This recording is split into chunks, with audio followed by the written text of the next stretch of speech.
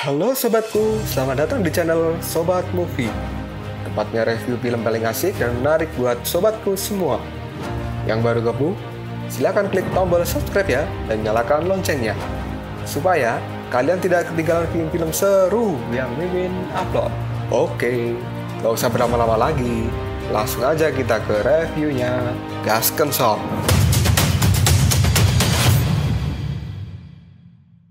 Hey, oke, sobatku terkeren, terkecil, terbaik, tersemuanya. Kita masih bersama Sobat Movie, channel alur cerita terasik sepanjang masa. Oke, kita lanjut bahas chapter 70.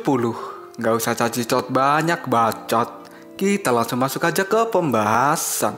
Setelah roh darah bumi bermandikan darah dari dua tubuh lainnya, dirinya pun kini mengubah dua tubuh roh darah bumi itu menjadi segumpal daging. Dan sekarang roh darah bumi pun memakan dagingnya itu. Dan kini terlihatlah dengan lahap roh darah bumi memakan daging-daging itu. Raja kebajikan yang melihat kelakuan dari roh darah bumi, dirinya pun kini mengatakan, bagaimana rasanya makan diri sendiri? Aku sangat penasaran. Dan setelah memakan daging dari dua tubuhnya itu, kini roh darah bumi mengeluarkan sebuah badai yang sangat besar. Hal ini membuat Taesang Lojun menjadi ketakutan. Melihat badai yang sangat besar di depannya itu, kini Raja Kebajikan mengatakan, bahkan jika roh darah bumi menyerap dua tubuh lainnya, tetapi kekuatannya kini menjadi 3 kali lipat. Apakah itu kekuatan yang ditakuti oleh para dewa?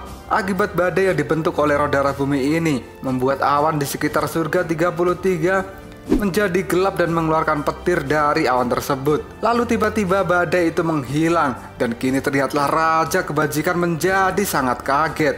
Karena ternyata roh darah bumi sekarang sudah bermutasi, dan dia adalah roh darah bumi 3 tubuh menjadi 1. Penampilan dari roh darah bumi yang sudah bermutasi ini terlihat sangat menyeramkan dengan tubuh merah dan juga tanduk yang sangat besar.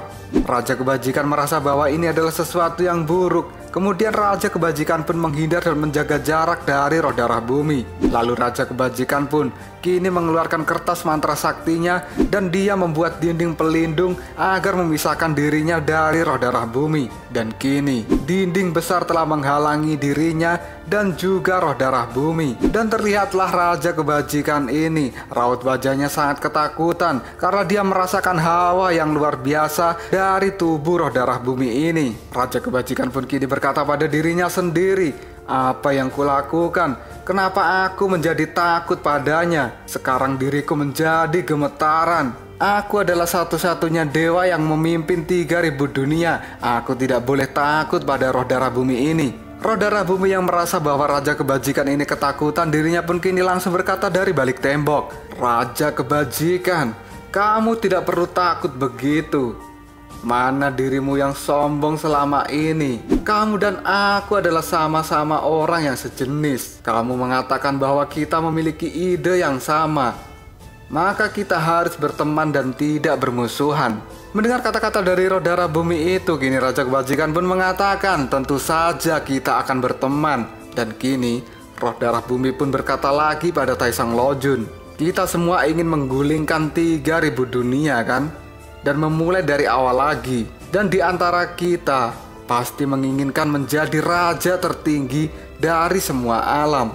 Dan kini terlihatlah tangan dari roh darah bumi dengan mudah dia merobek dinding pelindung yang diciptakan oleh Raja Kebajikan. Dan kini roh darah bumi pun mengatakan, tapi sayang sekali, selalu hanya ada satu singgasana. Dan ini mungkin alasan kenapa kita tidak bisa berteman. Perkataan yang diucapkan oleh roh darah bumi itu membuat Raja Kebajikan menjadi terkejut, dan dirinya pun kini mengeluarkan kipas saktinya. Dan di balik kipas itu, dia akan menggunakan kembali hati kaca biru murni. Dan sekarang Raja Kebajikan mengatakan bahwa dirinya tidak takut pada roh darah bumi. Roh darah bumi yang melihat ketakutan dari wajah Raja Kebajikan, tapi dirinya kini mengatakan bahwa dia tidak takut. Hal ini membuat roh darah bumi menjadi tertawa. Dan sekarang roh darah bumi mengatakan, Temanku, apakah kamu tidak takut? Jika kamu tidak takut, kenapa tubuhmu sekarang gemetaran, ha? Setelah berkata seperti itu, kini roh darah bumi pun menggunakan kekuatan aura dari tubuhnya. Dan dalam sekejap, dinding pelindung dari Raja Kebajikan yang ada di belakangnya sekarang menjadi hancur lebur. Raja Kebajikan pun kini langsung menggunakan jurus perubahan wujudnya. Dia pun kini berubah dari Taisang Lojun muka kodok gendut menjadi Taisang Lojun muka kodok cungkring. Dan kini Taisang Lojun cungkring dirinya akan bersiap menyerang roh darah bumi menggunakan kipas saktinya, yang di belakang kipas itu ada hati kaca biru murni. Dan tiba-tiba saja roh darah bumi kini berkata pada Taisang Lojun. Dia mengatakan, "Shh, jangan berisik, lihatlah itu." Sambil menunjuk ke arah atas, roh darah bumi menyuruh Taisang Lojun untuk melihat apa yang ada di atasnya. Dan kini, di atas roh darah bumi dan juga Taisang Lojun, terlihatlah sebuah tungku yang sangat besar. Dan ternyata itu adalah tungku kultivasi milik Raja Kebajikan. Melihat tungkunya akan terjatuh, hal ini membuat Raja Kebajikan menjadi terkejut dan dirinya pun berteriak tidak. Dan sekarang roh darah bumi pun dia langsung terbang menuju tungku kultivasi itu. Setelah berada di samping tungku kultivasi, roh darah bumi pun kini mengatakan pada Raja Kebajikan, "Lihatlah kebenaran di bawah tanganku ini. Aku pasti akan menemanimu, tapi kamu harus terlebih dahulu memahamiku seberapa besar kesenjangan kekuatan antara kamu dan diriku." Setelah berkata seperti itu, roh darah bumi pun bersiap menghancurkan tungku kultivasi dari Raja Kebajikan ini. Kemudian roh darah bumi pun berkata pada Raja Kebajikan, "Raja Kebajikan, kamu tahu bahwa aku pernah benar-benar menganggapmu sebagai teman. Tapi sayang sekali, kamu tidak menghargai persahabatan yang aku lakukan padamu. Apakah kau tahu, Raja Kebajikan, betapa kecewanya diriku ini?" Setelah mengatakan seperti itu, kini roh darah bumi pun menghancurkan tungku kultivasi milik Raja Kebajikan.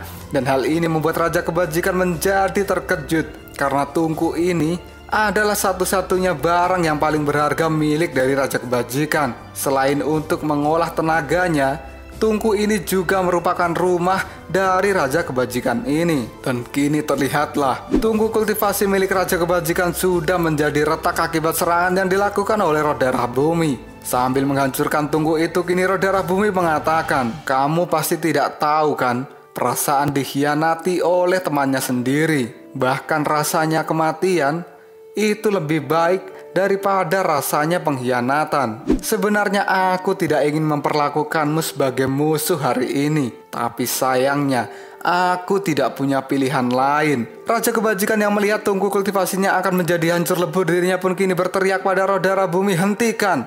Tidak ada gunanya kau melakukan hal ini." Kemudian roh darah bumi pun kini mengatakan, "Jika kau ingin memukul musuhmu, maka kau harus memukul benda yang paling dicintainya, karena itu adalah siksaan yang sebenarnya.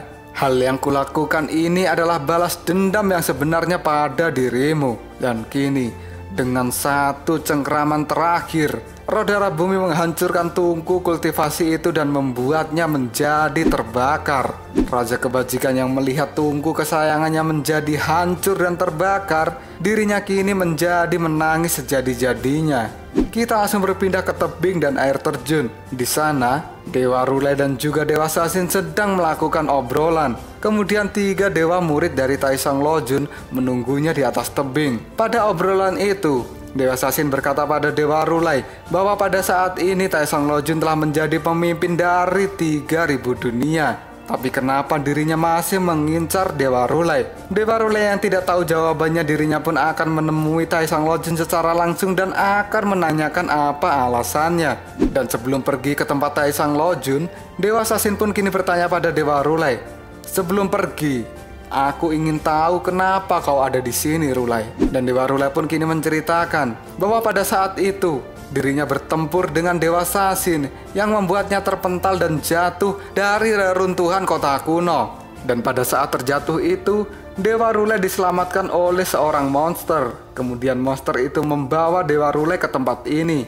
Tapi Dewa Rulai tidak tahu monster itu siapa dan dari mana datangnya. Lalu Dewa Sasin pun kini bertanya pada Dewa Rule apakah monster itu adalah campur tangan kekuatan lain dalam kekacauan ini. Kemudian Dewa Rule menjawabnya, aku tidak tahu, tapi situasi yang kacau saat ini tampaknya Raja Kebajikan mengetahui semuanya dan kita harus meminta penjelasan dari dirinya.